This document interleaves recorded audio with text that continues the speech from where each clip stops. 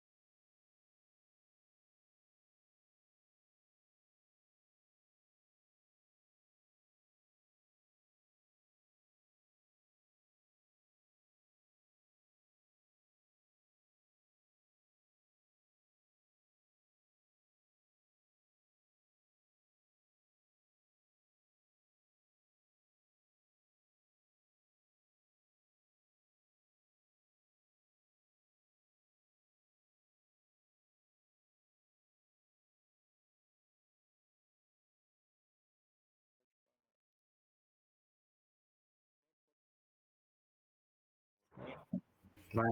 Tá quietinha, mano.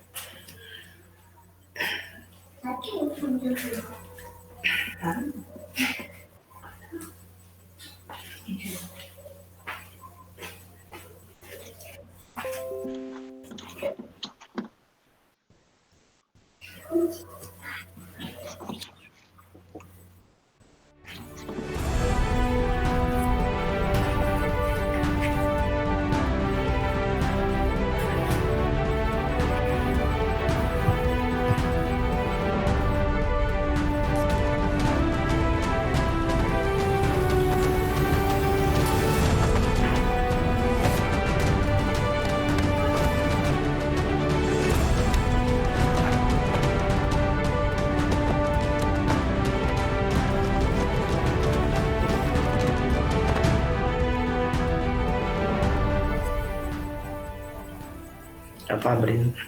Boa noite. E aí, pessoal? Boa Tudo noite, bem? pessoal. Sou o André. Boa noite. Muito prazer. Estamos Boa aqui noite, na Jorge primeira live do colegiado. Com muito orgulho aí, a gente está iniciando aí um trabalho muito interessante. É um prazer tê-los. E, poxa, a gente tem muita coisa legal aí para mostrar. Pessoas incríveis aqui à nossa disposição, os nossos mestres, instrutores, pessoas muito especiais aí com uma capacidade incrível de ensinar, de passar para todas as pessoas os conhecimentos que eles adquiriram aí ao longo do tempo. E é uma honra, né? A gente, com pessoas tão incríveis aqui, inaugurando um projeto muito especial, a inauguração do canal agora. Então, se você é um interessado aí pelo tema de self-defense, né, defesa pessoal, artes marciais, se inscreve no nosso canal. Você vai receber novidades aí com alguma periodicidade, vai ter acesso aí a conteúdos muito bacanas aí de ensinamentos, aulas e dicas. E olha, é o começo de um grande projeto. Então, vamos dizer aí uma boa noite para os nossos mestres aqui. Vamos botar os nossos mestres no ar. Aqui estão, olá, mestres, estão no ar. Então, vamos aqui começar aqui com o nosso colegiado, né? Vamos fazer uma breve apresentação sobre do que se trata essa nossa proposta aqui, certo? Então, vamos lá.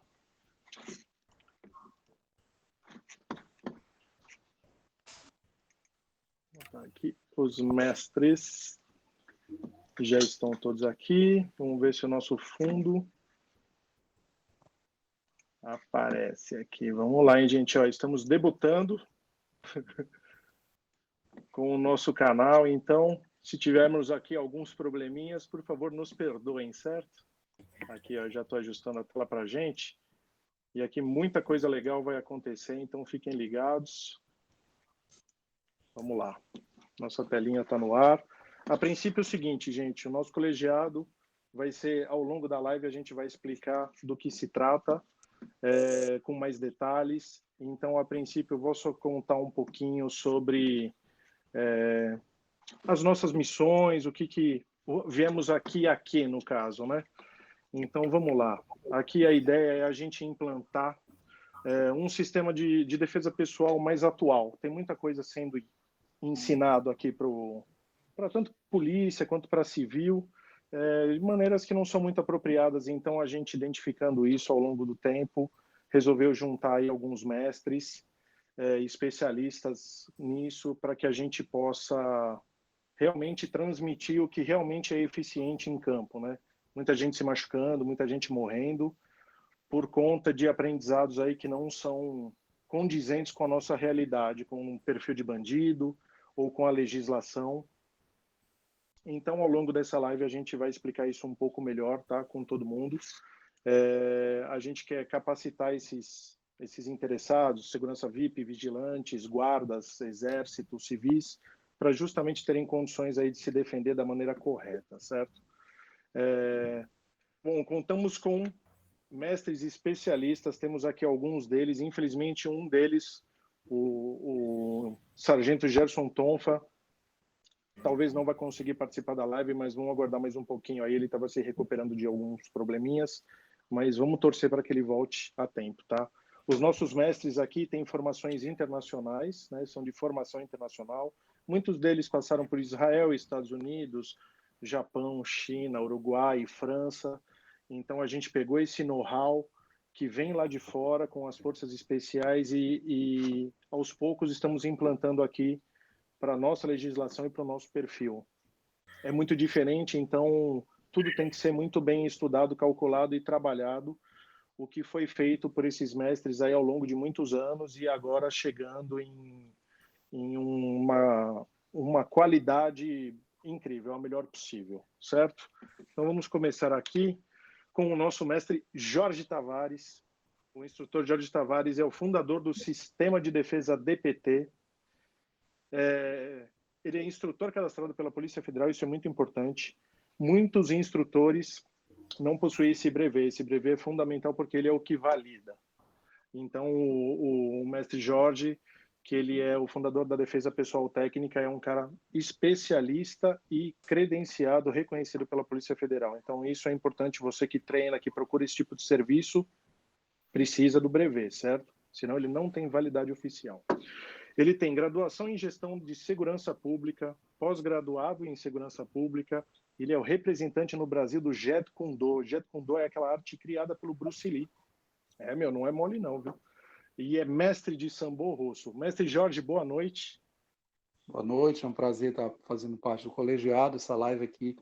A gente estava ansioso de estar participando, porque a gente sempre tem essa preocupação, nós que militamos em treinamento operacional para segurança pública e privada, a gente sempre tem essa preocupação de estar atingindo as pessoas no sentido de esclarecer determinadas lacunas que existem, né? Você, quando abriu aí, falou muito bem a respeito da preocupação do colegiado em estar ministrando, em estar apresentando um treinamento que seja adequado, né? Que tenha funcionalidade e que tenha segurança. De repente, você tem que apresentar um treinamento que tenha rusticidade, que o operacional possa aprender alguma coisa que funcione, mas, ao mesmo tempo, você tem que ter a responsabilidade necessária, adequada, para que esse operacional não venha se machucar. Então, é um prazer enorme aí de estar com vocês, de estar com grandes instrutores, prazer de estar fazendo parte desse colegiado, que com certeza vai trazer uma história grande aí para o nosso país. Se Deus quiser, esse é o nosso grande objetivo aí. Mestre Jorge, muito obrigado, muito prazer. Vamos lá, passar agora. Temos o instrutor Vitor Lima. Vitor Lima, bicho perigoso, senhores. Grande Vitor. O Vitor Lima é instrutor-chefe e fundador da metodologia Mohawk System, instrutor sênior de Kapap Krav Maga pela AVI Nard em Israel, instrutor de tiro israelense de combate CQB pela também AVI Nardia, instrutor sênior de Sambo russo pela CBAS, instrutor de combate com facas pela Condor, no Uruguai, e instrutor de arnis pela Arnis Labanan. Grande mestre Vitor, conta um pouquinho para nós aí.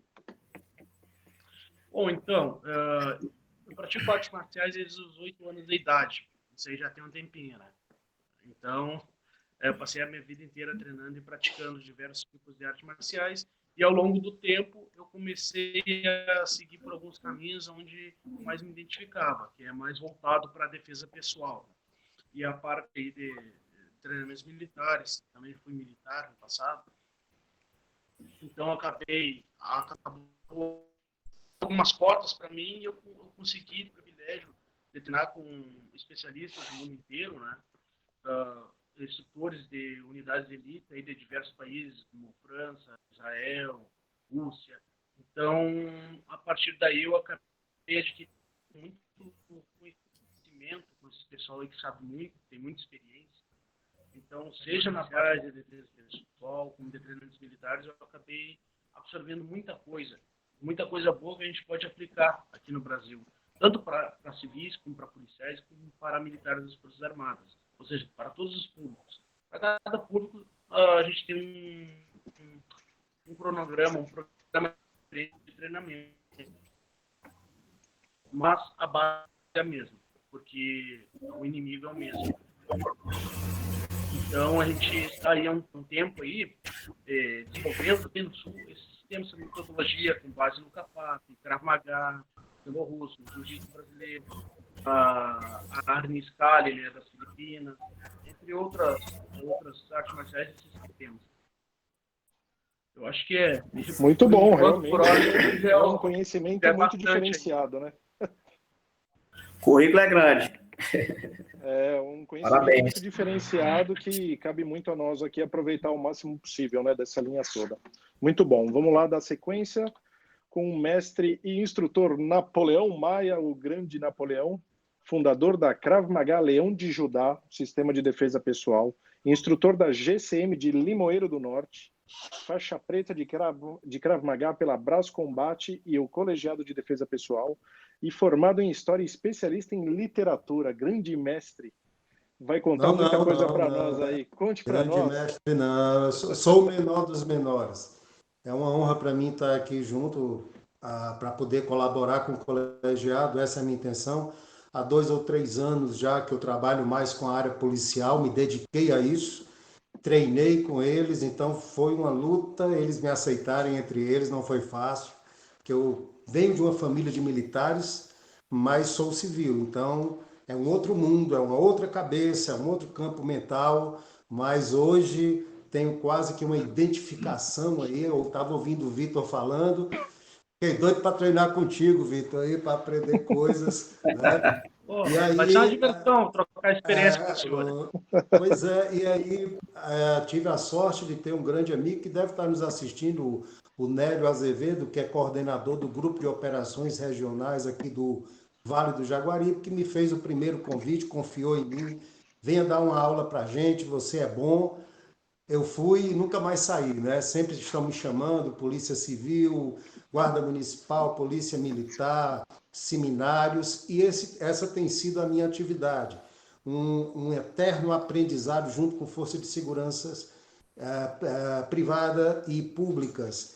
Mas tem os meus alunos civis aí, a minha família, são aqueles que vêm aqui na minha casa treinar comigo, são as meninas a menina dos meus olhos, né? São aqueles alunos para quem eu dou aula particular. Então essa é a minha história até agora. Comecei com 12 anos de idade, não parece, eu vou fazer 50 anos, eu sei que não parece mais, né? Um jovem rapaz.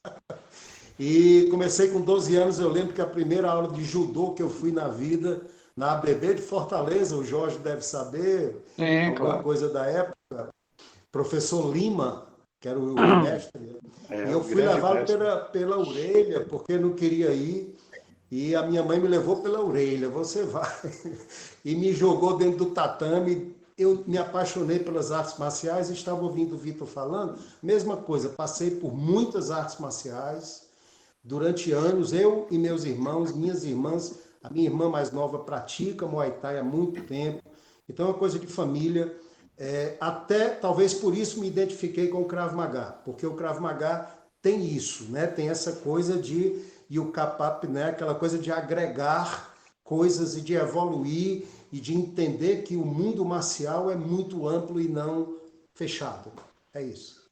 Com certeza. Muito obrigado, mestre Napoleão. Eu que agradeço. Não consigo não lhe chamar de mestre, afinal, mestre inclusive da literatura, e também isso, estamos todos aqui aproveitando o seu conhecimento. E não por último e não menos importante, instrutor Genival Roque, o meu mestre particular, tenho um carinho especial por ele. Ele é fundador do colegiado, surgiu deste jovem senhor essa ideia, deixa eu mostrar ele para vocês aqui. Vamos lá, mestre Roque. Vamos aí. Vamos botá-lo bem bonitão aí na tela, mestre Roque. Olha só. Galã. Tá aí, olha lá. Fundador do nosso colegiado, fundador da Jitsu Hara World Martial Arts Alphaville, então a academia que a gente frequenta aqui da região de Alphaville, em Santana de Parnaíba, coordenador de cursos da Brás Combate e da DPT, quarto dan de Karatê Shotokan tradicional pela The World Martial Arts Federation, inclusive ele é membro diretor dessa federação, e é grau preto de Krav Maga pela Associação em Defesa Pessoal dos Policiais do Estado de Goiás. Mestre Genival Roque, muito obrigado aí pela sua presença. Muito obrigado aí, né? Para todos nós, né, que estamos aí. É uma longa caminhada, né? A gente tem muitas coisas para para discutir, né, para colocar, buscando novos conhecimentos, novos aprimoramentos, né, e também agregar, né, novos membros com a visão mais pragmática, né? A gente está mais alinhado com o que tem de melhor, né, lá fora também, né? E também atualizar, através do colegiado, a gente vai abrir as portas, né, para as pessoas que queiram fazer esses intercâmbios, né? Tanto a nível nacional como também internacional futuramente, né? Com certeza, mestre. Esses são os nossos objetivos. Conversando com... Eu sou discípulo do Gerson Tonfa, né? Foi um dos introdutores da Tonfa policial no Brasil, mas eu treinei com ele na Teresina a partir dos 15 anos. Ele dava aula no Cefap, né? Dava aula no Jockey Club. E eu comecei a treinar com ele na Teresina. Então eu tinha 15 anos de idade, né? Eu já vou fazer 50, mês que vem eu já faço 50. Então eu tenho uma longa caminhada aí com artes marciais. Rodei, né, bastante. Vim para São Paulo depois, durante um período, treinei com o Sensei Sasaki, né, na CPUSP, o grande mestre Sasaki, né, da USP de São Paulo, que faleceu recentemente, né, que era o presidente da JK do Brasil, né, que é ligado juntamente com o pessoal da Nihon Karate Kyokai do Japão. E depois, durante um período, eu fui para Tocantins, né, trabalhei dando Tocantins. Eu tenho um irmão meu que é militar lá, né? Hoje ele é major aposentado. Mas durante esse período de 15 anos eu fiquei dando Tocantins. Fundei a Federação da de Karatê Tradicional lá. E depois fiquei um período, mas depois voltei aqui para São Paulo. E aí, depois conversando com o Gerson tinha fundado a Brascombate. E a gente trocando figurinha, pediu para representar a Brascombate para a gente ampliar esse leque. Então, em 2016, eu trouxe o Gerson a primeira vez aqui, para dar uns cursos, ficou aqui comigo aqui quase uma semana, e logo depois conheci o Jorge, né, através do Gerson, a gente começou a trocar figurinha também, e a gente passou a também levar o nome também da DPT. Próxima vez, o Gerson veio em 2018, a gente discutindo sobre defesa pessoal, né, a gente teve a ideia, né, de se criar assim, uma organização, uma federação ou uma confederação, mas aí no Brasil vocês sabem como é que é, né? Tem muitas federações, né? Todo mundo fazendo a mesma coisa, repetindo a mesma coisa. Então a ideia foi que nós não criarmos tipo como se fosse uma universidade, né? Uma escola que a gente agrega vários mestres e que possamos, né, trazer novos conhecimentos, né, de fora, facilitar, né, a entrada, né, dessas pessoas, porque você sabe que sai caro, né, os cursos lá fora, né? Então a gente quer abrir, facilitar. E a ideia do colegiado surge daí, né, com o Gerson, depois falei com o Jorge Tavares também, bateu um papo, depois com o Vitor, e todos gostaram da ideia, e depois nós conversamos junto, e o André passou a ser o nosso mediador do colegiado. É isso aí. Agora, me apresentando aqui também, para quem não me conhece, eu estou no caminho aí para me tornar aí um futuro instrutor pelo colegiado. Vou ser treinado por essas feras todas juntas aí. Em várias situações a gente vai se encontrar, vamos realizar fóruns e seminários. Então, eu estou aí ajudando a organizar essas feras para que realmente isso não fique adormecido, para que esse conhecimento não se perca, não fique isolado. Então, a gente quer divulgar e mostrar isso para o maior número de pessoas, para que realmente... A nossa ideia é fazer o bem para a população, é capacitar as pessoas para os maus elementos, para as coisas ruins que tem. Então, com esse colegiado, a gente vai ter condição de aprender e transmitir muito conhecimento útil para que a gente tenha autoestima, para que a gente possa caminhar na rua à vontade, com confiança, e ter uma vida boa. A gente só quer paz, né? A gente quer tranquilidade, então é o lutar para não precisar lutar. Esse é o nosso caminho. Então, quando a gente chegar nesse status aí, meu Deus, né? Será uma dádiva. Muito bom. Eu vou continuar apresentando aqui os membros que não estão aqui presentes, mas temos aqui o Vitor Marim. Vitor Marinho é membro da Legião Estrangeira Francesa de 91 ao ano 2000. Fez muitas missões na África e na antiga Iugoslávia, na Guiana Francesa, é medalhista de honra em muitos lugares, na ex-Iugoslávia, na Força de Reação Rápida, Defesa Nacional Color Plata, Legião Estrangeira, reconhecimento de la Nation de França, Cruz de Veterano de Guerra Francês, é o topo da nossa pirâmide, é quem dita aí o nosso caminho para que a gente realmente esteja fazendo a coisa certa, né? Em breve teremos ele aí em alguma live, com certeza, certo? Temos também o grão-mestre Jean Joy. Infelizmente, era muito para ele estar nessa live também, mas ele está se recuperando também de um problema de saúde, esse maldito Covid. Mas já o mestre Joy está nativo aí, com tudo bem, se Deus quiser. Ele é membro da coordenação da segurança da Embaixada Americana, instrutor de segurança de várias embaixadas, criador do sistema Kyujutsu Ryu, um sistema desenvolvido por ele, onde ele é o 10º Dan. Ele é o 8º Dan de Krav Maga, gente. 8º Dan de Krav Maga. 7º Dan de Karatê e novamente o criador do sistema Kyujutsu, que é essa mistura de tudo que ele aprendeu e está transmitindo para as pessoas. Então, em breve também teremos o mestre Jean Joy.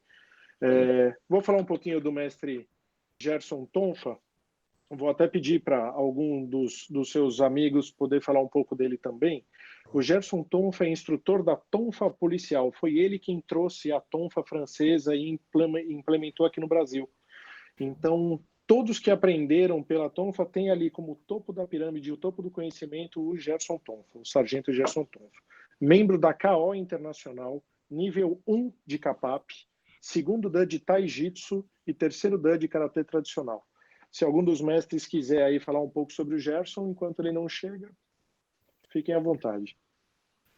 Falar do Gerson, para mim, é fácil, porque primeiro é meu amigo pessoal. Eu tenho o Gerson assim como um irmão, um irmão mais velho, né? Eu conheci o sargento Gerson primeiro porque o Gerson, por ser militar, já ministrava treinamento para as polícias aqui no estado do Ceará, e eu tinha começado no 2000 a ministrar treinamento no batalhão de choque e, consequentemente, nas polícias. Então, o que acontecia?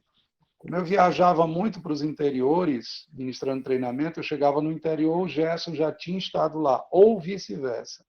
Até que um dia a gente conversou por telefone, e não conversamos uma vez por telefone, depois eu encontrei na faculdade, no curso de Gestão em Segurança Privada, e lá ele me convidou para ministrar aula numa escola de formação de vigilantes, e nós começamos a viajarmos ministrando treinamento.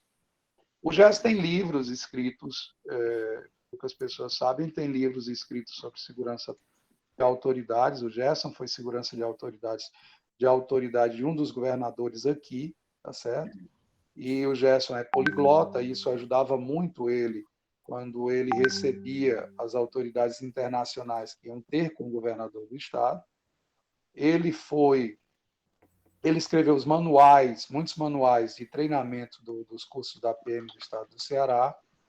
E o interessante, quando eu fui instrutor de Tonfa do primeiro curso de controle de distúrbios civis do estado do Ceará.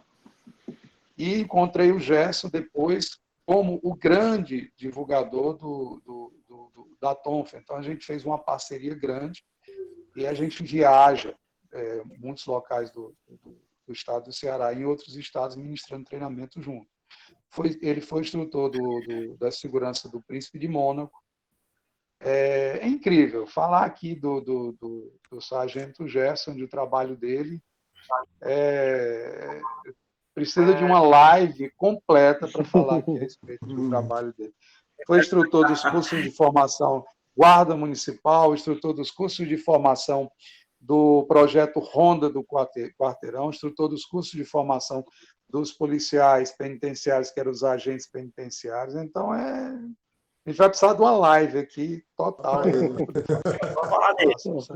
Não faltará para falar dele. Próximas lives. Ele é uma figura. O Gerson é uma figura. Eu não conheço fantástico.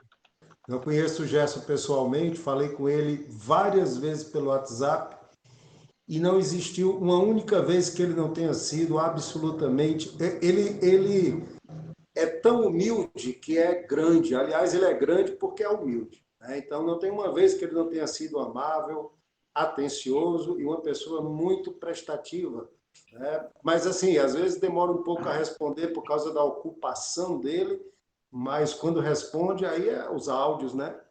É um professor nato, é um professor de nascença. Muito Isso bom, mesmo. muito bom. Tive a honra, né, de ser aluno dele, né? Iniciei nas artes marciais dando karatê, né, com ele, né? Então, tipo assim, para mim, tudo isso que a gente tá fazendo foi ideia dele, né? Foi meu mentor, né? Depois o Jorge, depois o Vitor Marinho, deu a benção, né? Aí eu falei assim, agora. Aí o André entrou também na parada, e gostou da ideia, o Vitor também, Napoleão. Shalom. Shalom. E aí foi. Não, Shalom. muito legal.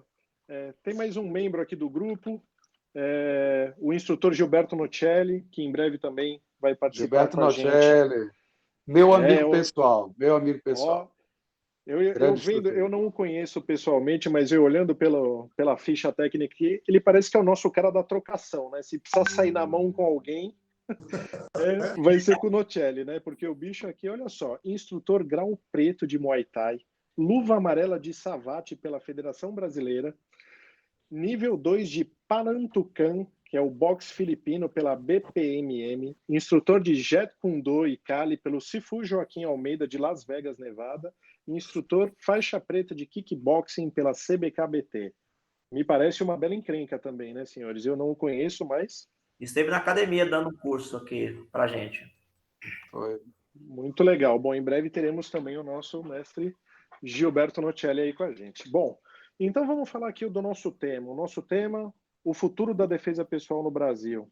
A gente passa por situações muito delicadas aí, legislações complicadas que parece que nunca nos favorece, né, a parte policial. Então, vamos falar um pouquinho sobre ela. Eu vou pedir a gentileza para o instrutor Napoleão aí dar um en passant pela história e falar um pouquinho do passado das artes marciais, da defesa pessoal no mundo, e aí a gente vai dar sequência, mas vamos ver de onde veio tudo isso aí. Mestre Napoleão, fique à vontade. Bom, tentando resumir um pouco, com certeza muitos dos que estão assistindo e dos que estão aqui, todos que estão aqui juntos, sabem da história da defesa pessoal e das artes marciais. Eu tentei imaginar uma forma de resumir isso para que não fosse cansativo e que fosse direcionado ao nosso tema, que é e o futuro como será. Né? Para a gente entender por que estamos desta forma, a gente tem que voltar um pouco mesmo ao passado. Né? Parece conversa de historiador, e na verdade eu sou formado em história, né? Então não tem jeito. Muitas vezes a gente quer explicar o presente. Vamos retornar um pouquinho para entender.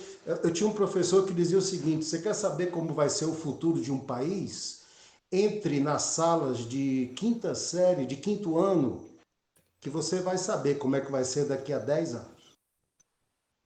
Então é mais ou menos isso. Você consegue ter uma visão não perfeita do futuro. Se você quer entender o presente, você precisa voltar um pouco ao passado.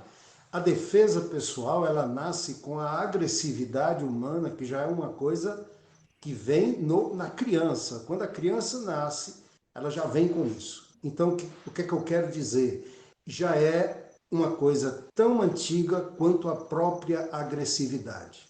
É difícil dizer quando o ser humano começou a organizar isso, a criar isso, de uma forma a transformar a agressividade em arte, em um padrão doutrinário de combate.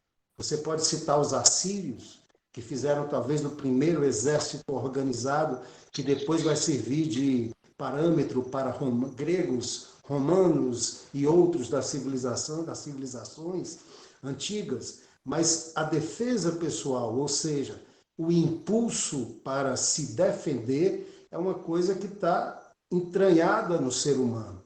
O bebê, quando ele chora, já é um ato de autodefesa.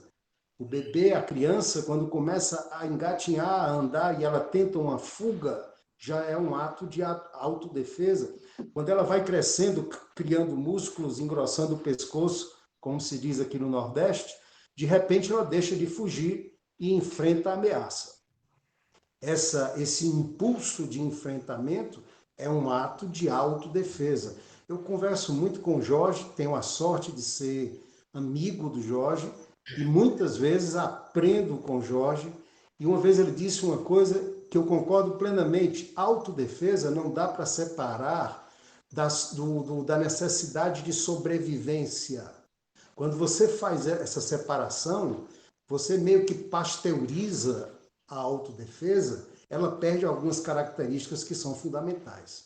Então, se você volta no passado, você vai ver já no Egito Antigo, você vai ver no norte da África, na Ásia, na Grécia, aquelas lutas, aquilo que a gente vai chamar de arte marcial, Pancrácio, luta greco-romana, já existiam desenhos de africanos lutando, coisas parecidas com o que a gente chama de pugilismo, de 3, 4 mil anos atrás. Então, na Índia, de 4, 5 mil anos atrás. O povo hebreu é guerreiro há 4 mil anos. Então, você tem uma história milenar das artes marciais, e isso eu não estou falando aqui da tradicional China, do Japão, da Mongólia. Não estou falando dessas nações que tradicionalmente, durante muito tempo, inclusive, chamaram a atenção do mundo, monopolizaram como se somente lá tivesse artes marciais, o que não é verdade.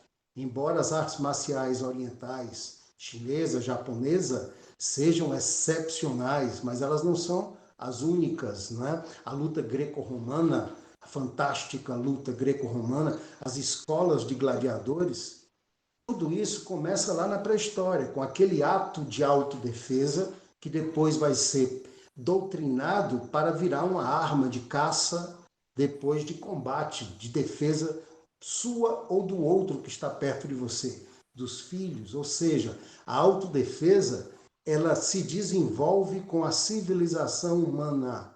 Você pode contar a história da civilização contando a história da autodefesa, contando a história da arte marcial, de como ela foi se desenvolvendo a partir de um instinto natural do ser humano, um direito sagrado, que é de preservar a sua vida, de sobreviver. A nossa legislação reconhece isso, com um dispositivo já reconhecido, a legítima defesa.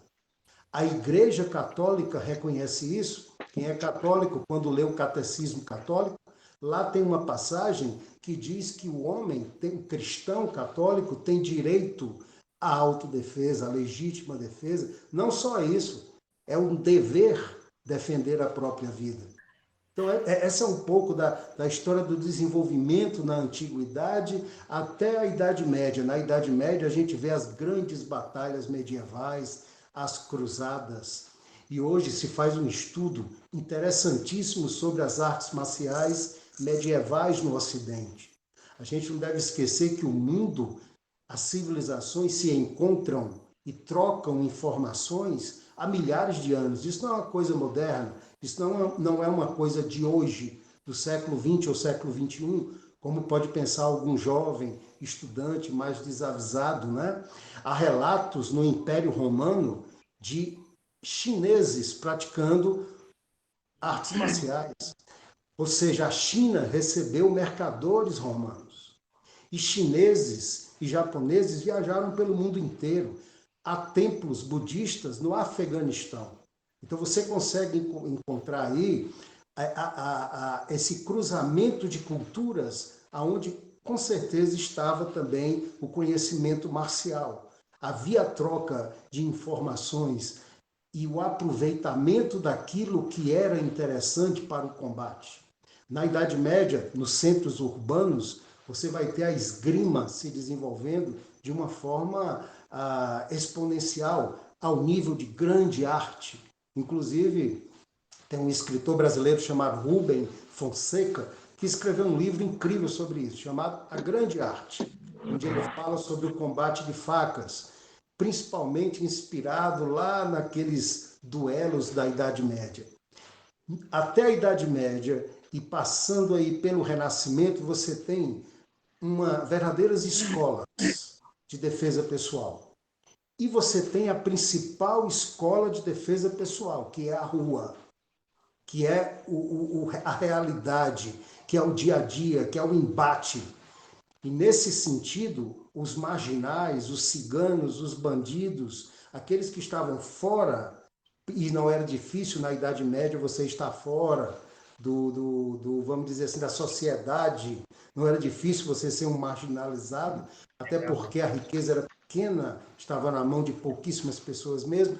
Então você tinha nas ruas da França, por exemplo, os duelos na Espanha, a famosa Espanha, onde os combates de faca, os duelos de adaga, o negócio era tão terrível, tão comum, e a quantidade de mortes era tão grande que as coroas europeias resolveram criar normas, leis, regras para os duelos.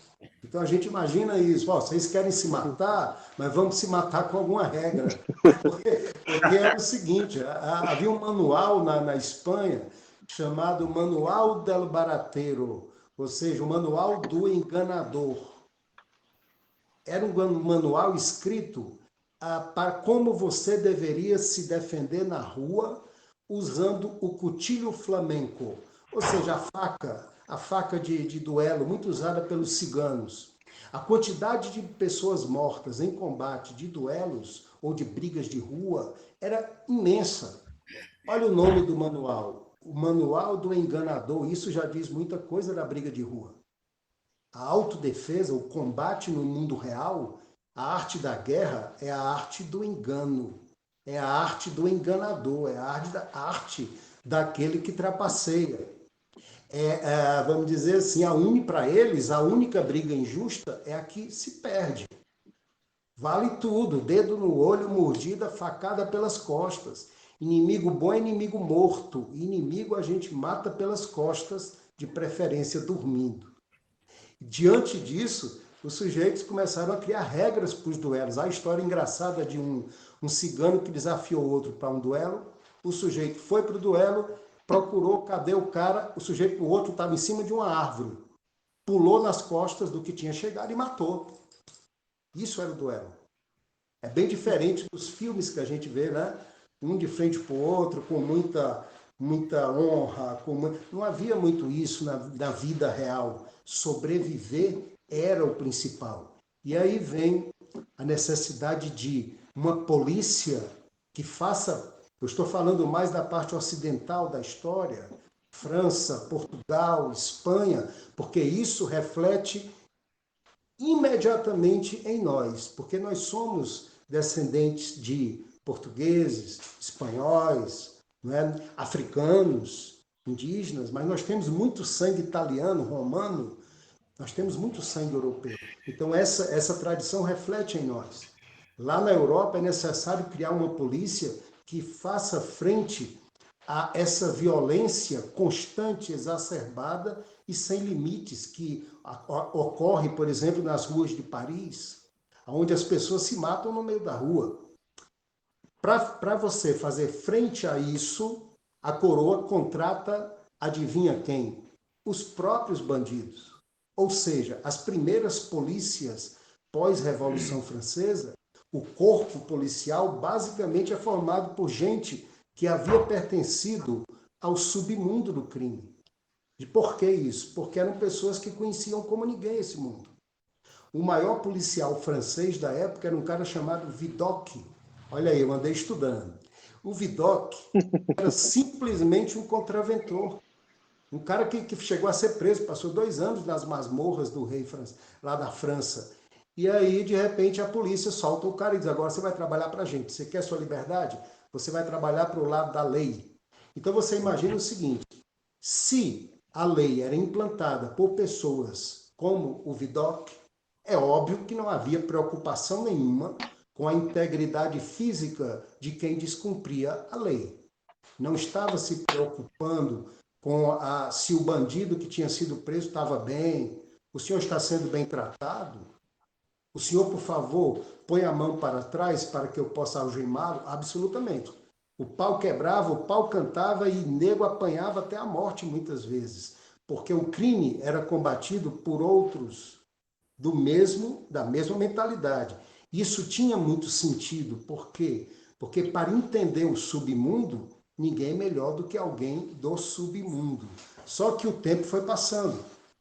Com o passar do tempo, as academias de polícia começaram a enxugar dos seus quadros essas figuras, muitas vezes folclóricas, né? Na França, você tem um policial chamado Fierro, já no século XIX, início do século XX, que era conhecido por ser um sujeito que combatia a máfia turca. Ninguém combatia a máfia turca igual a esse policial, né? Mas era um cara que agia completamente fora dos padrões que nós, vamos dizer, fossem aceitáveis hoje.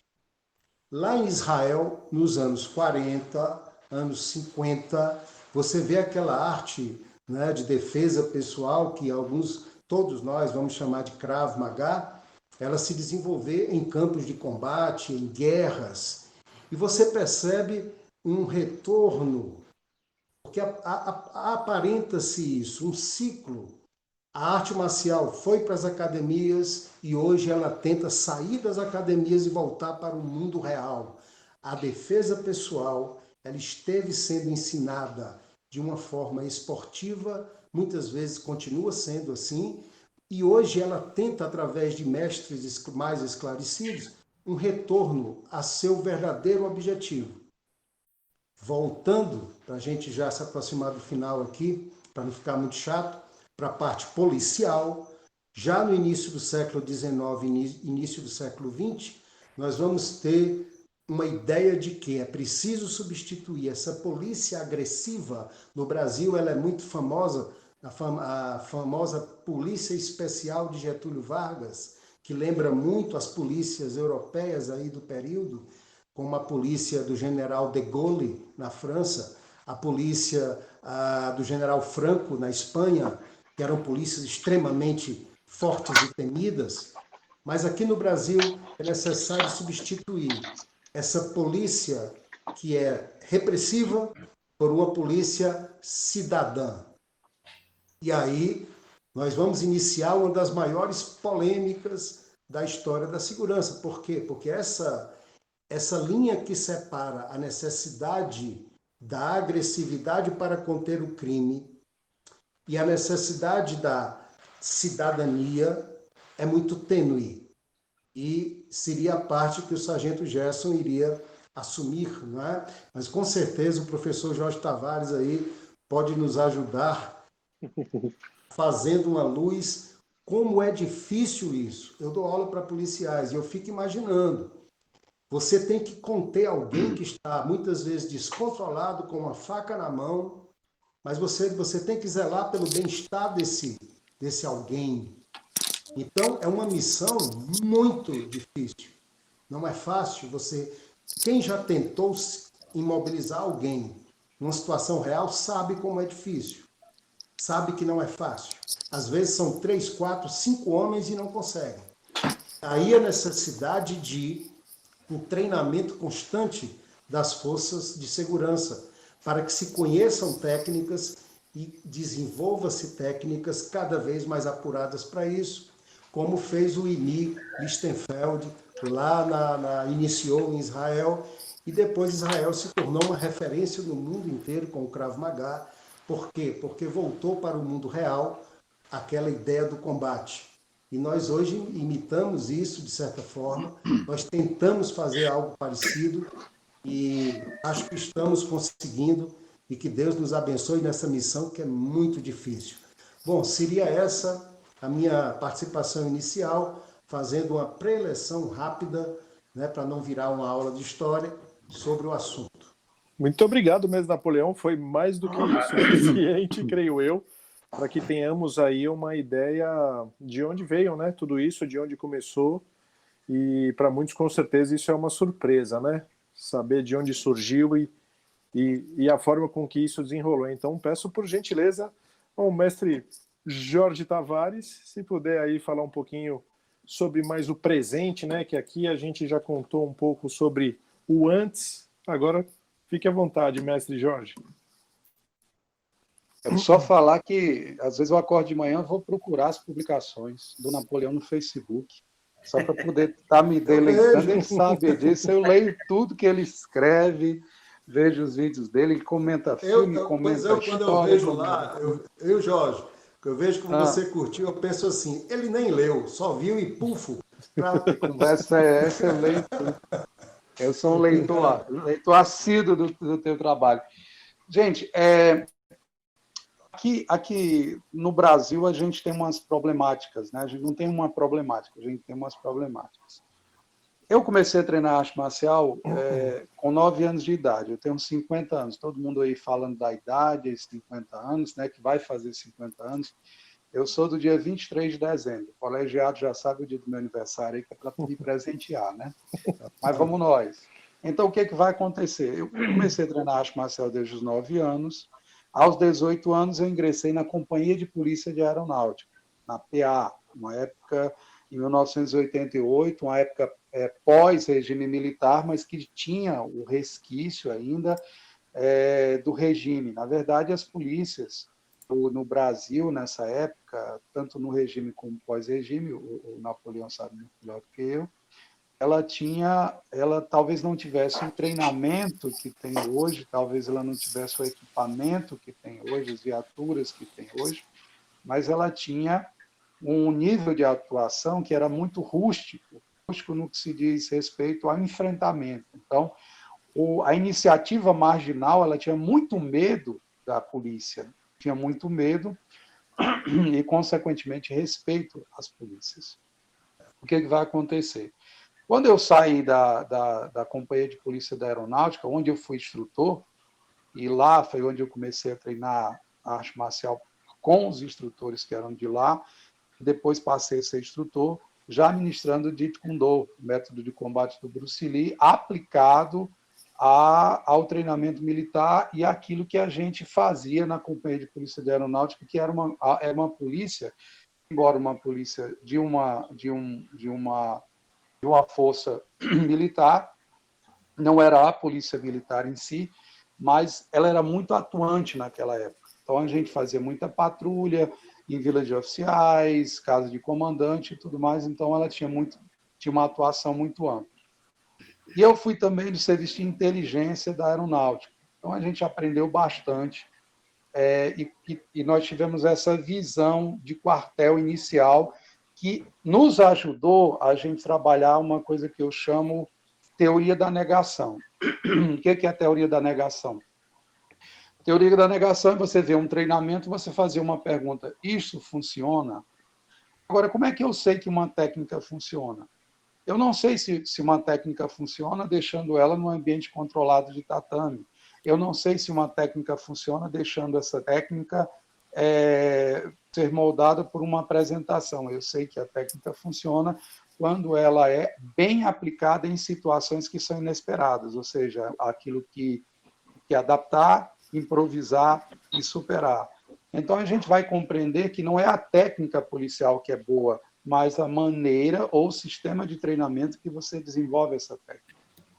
Então, quando eu saí da aeronáutica, eu ingressei para dar treinamento na segurança privada e passei a ministrar treinamento no Batalhão de Choque, no ano 2000. Fui convidado, tem um aluno chamado Davi, que é o Tenente Davi, e o Tenente Davi me apresentou, na época, o Tenente Coronel Soares, e a outros oficiais, como o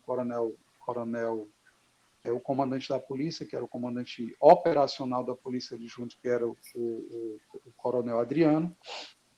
Eu comecei a ministrar treinamento dentro do Batalhão de Choque. Ao ministrar o treinamento dentro do Batalhão de Choque, eu fui convidado a ser instrutor dos cursos oficiais que lá existiam, curso de formação para o GAT, para o Comando de Ações Táticas Especiais, para o controle de distúrbios civis, e eu estava sempre ministrando dentro de uma cadeira, ou seja, eu estava lá ensinando e aprendendo com os policiais. E os policiais vinham e comentavam, Jorge, aconteceu isso nessa operação, aconteceu aquilo naquela operação. e a gente começava a modificar o treinamento para isso. Fosse na retenção de arma, fosse no manuseio do bastão, fosse na imobilização tática, que é um grande dilema, como é que eu imobilizo uma pessoa que ela não vai obedecer essa imobilização. Então, dessa experiência surgiu um curso, que foi o Técnicas Policiais Avançadas. Esse curso foi desenvolvido por mim dentro do batalhão de choque, e inicialmente, perdão que eu estou meio gripado, tá certo? Então, inicialmente, esse curso era ministrado somente dentro do batalhão de choque, e eram 45 dias de curso, onde a gente tinha os recursos do batalhão de choque para poder ministrar esse curso, eu sendo ex-militar e já como coordenador. Então, eu recebi certificações tanto como instrutor de diversos cursos militares, como fui coordenador do Técnicas Policiais Avançadas, e dentro da criação da DPT, esse foi o primeiro curso que foi oficializado pelo Estado-Maior da PM e publicado em boletim, ou seja, é um curso policial da DPT. E eu tive a oportunidade de ver esse curso pessoalmente durante 3 dias. Fui seu aluno aí. Né? Participou, tá? Não tem como esquecer, né? Pronto, eu queria só falar que o curso é show de bola. Recomendo para qualquer policial do mundo. O Técnicas Policiais Avançadas, o Salomão estava lá, a gente faz um dia no CT e faz o outro dia numa região inóspita, né? Por quê? E nós começamos lá a trabalhar esse curso no batalhão de choque. Então, o que existia? Primeiro, você tem o uso progressivo da força. Quem é policial sabe que você tem a presença física do operacional, você tem a verbalização, você tem um controle de contato, controle de mãos livres, você tem as técnicas de submissão, táticas defensivas e a força letal. São 6 níveis da força que vão reger o procedimento operacional por lei, ou seja, você não pode se exceder. Então, eu tinha que trabalhar esse curso voltado para o uso progressivo da força e as nossas leis. E como são as nossas leis? Ou como é a jurisprudência, a interpretação das nossas leis? Os nossos policiais são muito bem treinados, são treinados nos cursos de formação, que eu digo, os cursos especiais, né, de enfrentamento, os cursos para as unidades especiais, eles são treinados para enfrentar a vida e a morte. Porém, no entanto, todavia, contudo, os nossos policiais são cerceados por uma interpretação da lei que favorece a iniciativa marginal. Então, eu vi muito isso. Então, o Técnicas Policiais Avançadas, eu fui homenageado pelo alto grau de funcionalidade desse curso. Nossos cursos, eles têm enfrentamento, o aluno não sai, por exemplo, aprendi um monte de técnica. Não tem isso.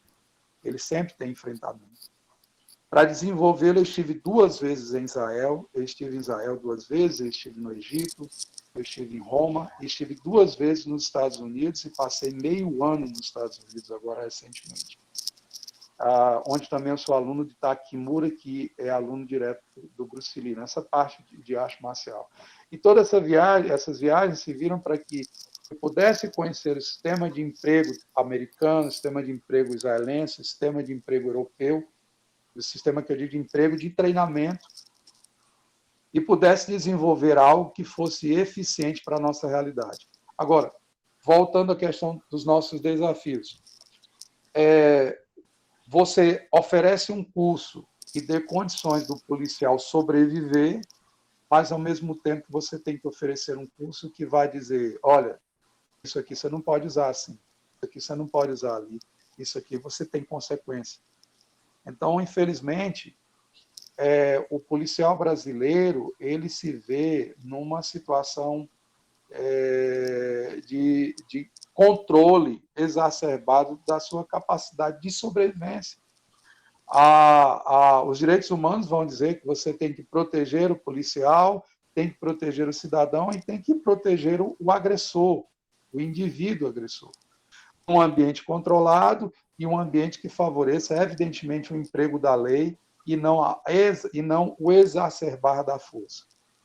Hoje nós temos com técnicas policiais avançadas 3.235 homens todo curso eu mudo de configuração, nenhum curso é igual ao outro. Quando era no batalhão, 45 dias, agora nós fazemos menos dias para poder favorecer os policiais, favorecer o tempo dos policiais. E nesse inteirinho eu fui instrutor de diversos cursos de formação, guarda municipal, agentes penitenciários, que hoje é a nossa polícia penitenciária aqui no estado do Ceará, e também da segurança privada, onde eu atuei em toda a área da segurança privada. Eu fui vigilante patrimonial, fui vigilante de escolta, fui vigilante de carro forte, fui SPP, que é segurança pessoal privada, e pude, por causa disso, ser autorizado pela Polícia Federal e credenciado a ser instrutor em cada um desses segmentos.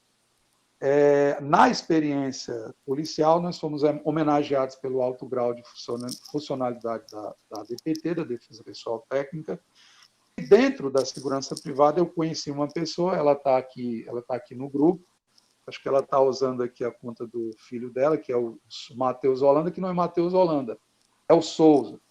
O Souza, com certeza, vai fazer parte do nosso colegiado. É o Souza. O Souza, ele está ativo no nosso bate-papo aqui.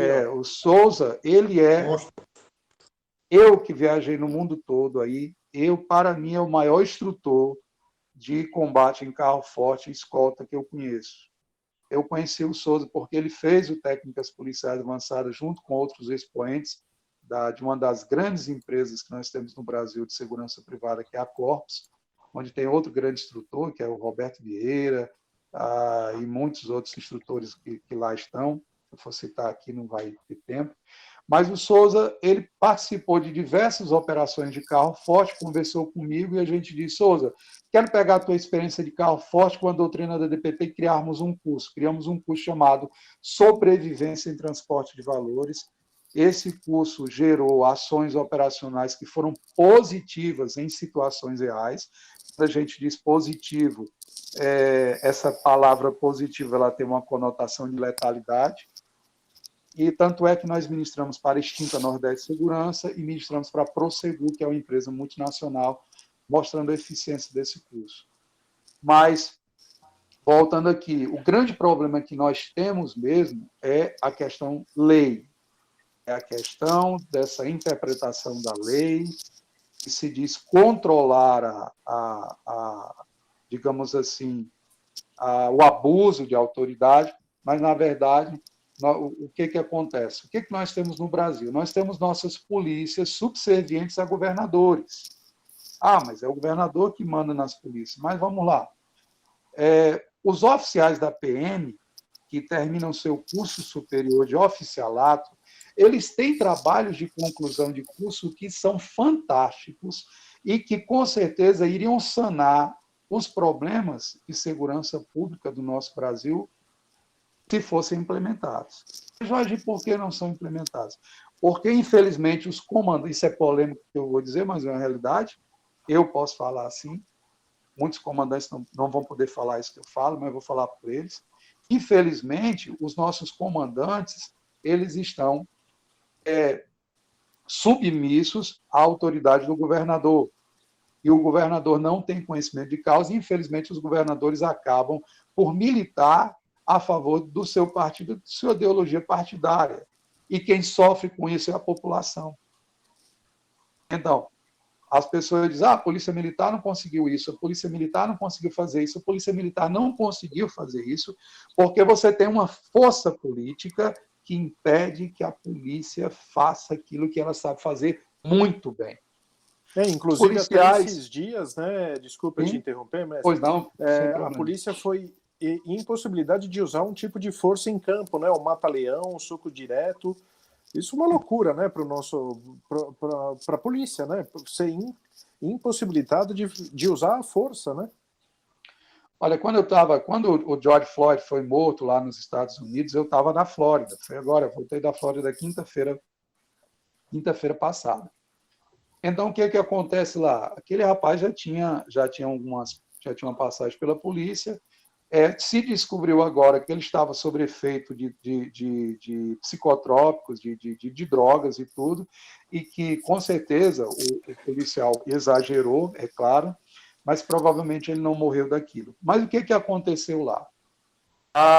Aconteceram muitas manifestações nos Estados Unidos, e muitas dessas manifestações foram extremamente violentas e morreram policiais negros também, que ninguém ligou, ninguém se importou.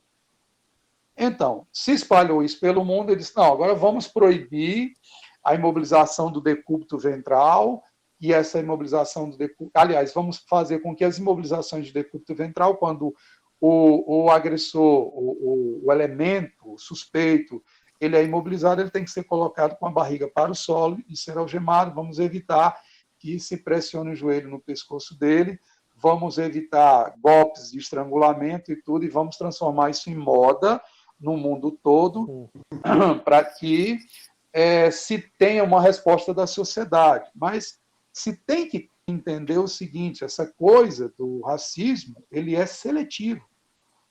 Então, você tem centenas de vigilantes, irmãos meus e do Souza, colegas que trabalharam comigo em Carro Forte em SPP, que morreram e ninguém ligou. Você tem muitos policiais que foram meus alunos, centenas e centenas de policiais, que morreram, hoje estão morrendo, e são policiais negros, muitos deles policiais negros, ou de uma etnia diferente, e ninguém se importa. Então, imagina só, você cria leis para enfraquecer a ação policial, para favorecer uma ideia de contra-racismo, quando, na verdade, é seletivo, quando, na verdade, você tem um discurso racista que ele não é um discurso para uma minoria, ele é um discurso voltado para um grupo político. Então, a política tem sido o grande problema para nós, instrutores, e para os próprios operacionais, seja da segurança pública ou seja da segurança privada, que é a área que a gente milita. Então, nos Estados Unidos, por exemplo, Estados Unidos, enquanto a sirene está ali, tirando, a ação do policial é totalmente filmada. O policial chega ali, chega para você, dá bom dia, good morning, pede a tua documentação. Mas se tu fizer um movimento brusco, se ele não vê tuas mãos, tu vai levar tiro ali e ele vai trocar de magazine para sobreviver. O policial americano tem essa tendência de sobrevivência, né? Mas as leis pesadas também, nos Estados Unidos, as leis para o policial também são pesadas. Agora, quem são os melhores policiais do mundo e quem são os melhores vigilantes do mundo?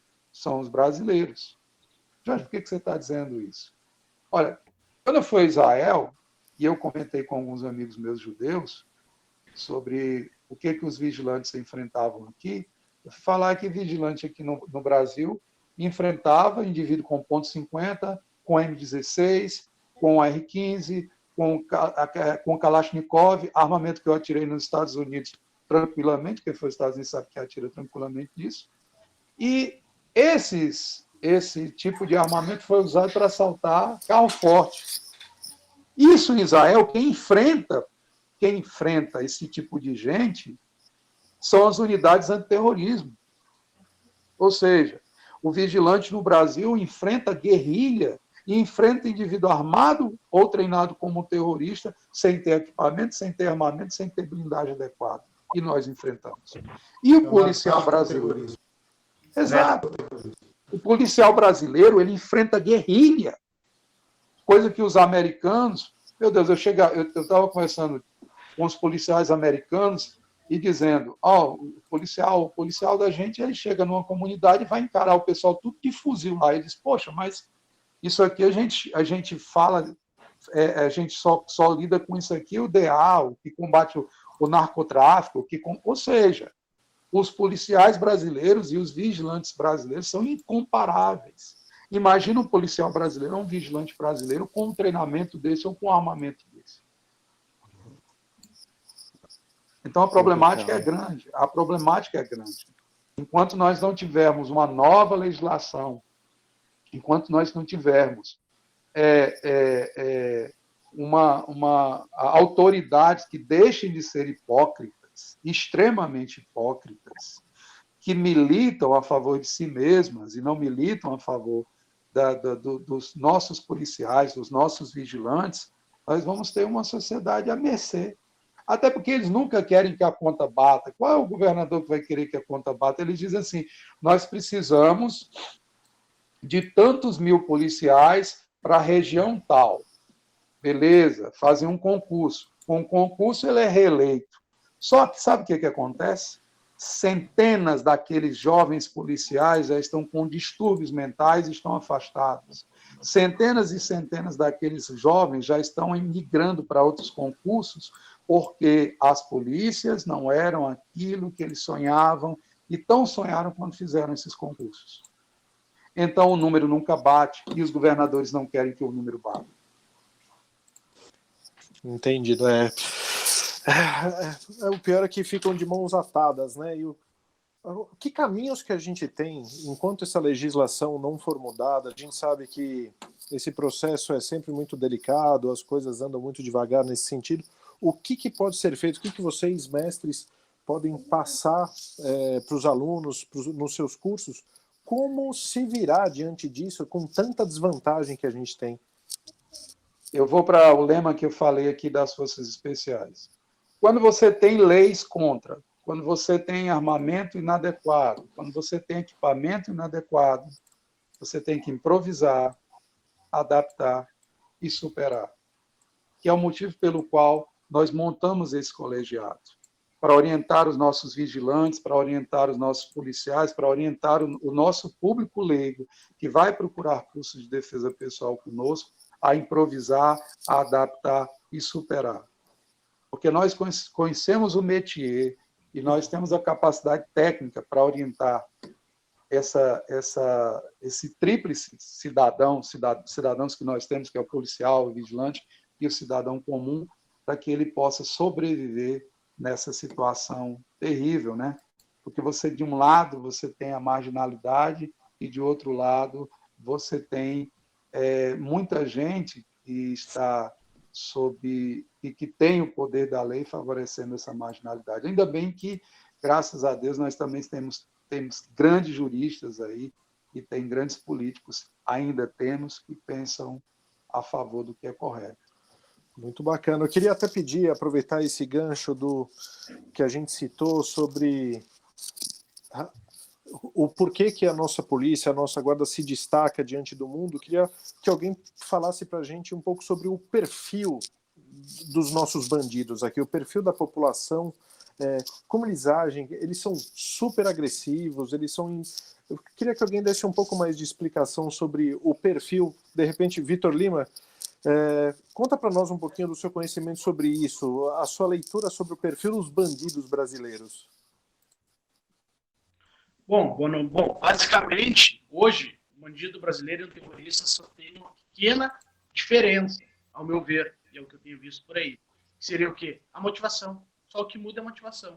A crueldade, o armamento, né, toda essa agressividade, toda a organização. E hoje em dia eles estão treinando. Vira e mexe aí, nossas polícias pegam o pessoal aí treinando. Né? Já, aqui mesmo, aqui no Sul, já foi descoberto o centro de treinamento dos caras. Afastado já mais de uma vez. Então, a única diferença hoje, ao meu ver, é a motivação. Enquanto a motivação é política, é fundamentalista, ali, religiosa, fundamentação religiosa e política, o outro é monetária. Mas é apenas isso que separa, ao meu ver. Os caras utilizam armamento de guerra, utilizam uma crueldade que um terrorista age, eles utilizam da mesma maneira fria, entendeu? Tiram vidas sem se importar. Então, eu não vejo muita diferença, infelizmente.